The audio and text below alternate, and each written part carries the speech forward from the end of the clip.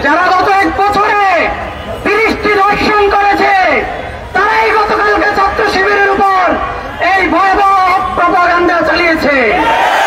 সংগ্রামী বন্ধুগণ, জুলাই বিপ্লবের পর আমাদের আকাঙ্ক্ষা ছিল আমরা একটি নিরাপদ ক্যাম্পাস পাব, আমরা একটি নিরাপদ বাংলাদেশ পাব।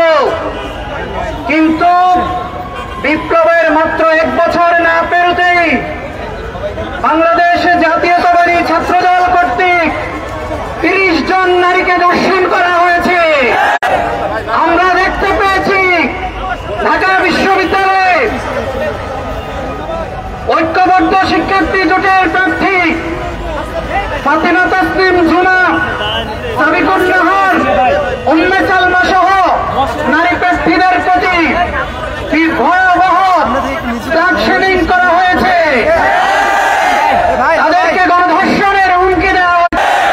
আমরা গতকালকে দেখতে পেয়েছি ঢাকা বিশ্ববিদ্যালয়ের একজন শিক্ষার্থী একজন বাম নেত্রীকে লক্ষ্য করে একটি কুরুচিপূর্ণ স্ট্যাটাস দিয়েছে, কিন্তু সারা রাত ধরে ছাত্রদল এবং বাম সংগঠন কর্তৃক এই আক্রমণের দায় ছাত্র অপচেষ্টা চালানো হয়েছে।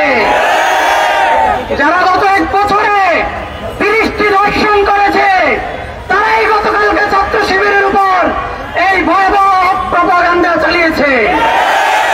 যারা আমাদের বোন জুমা সাবিকুন নাহারকে স্লাট শেমিং করেছে, সেক্সুয়াল হ্যারাসমেন্ট করছে, তারাই ছাত্র শিবিরের উপর নারী নির্যাতনের অপবাদ দিচ্ছে। সংগ্রামী বন্ধুগণ, শহীদ আলী রায়হানের সাথীরা কি ঘুমিয়ে গেছে? শহীদ ফয়সাল আহমদ শান্তর কি জেগে আছে? আমরা জেগে থাকতে বাংলাদেশে আর কোন নারীদের উপর নিপীড়ন, স্লাট শেমিং, সেক্সুয়াল হ্যারাসমেন্ট হইতে দিব না।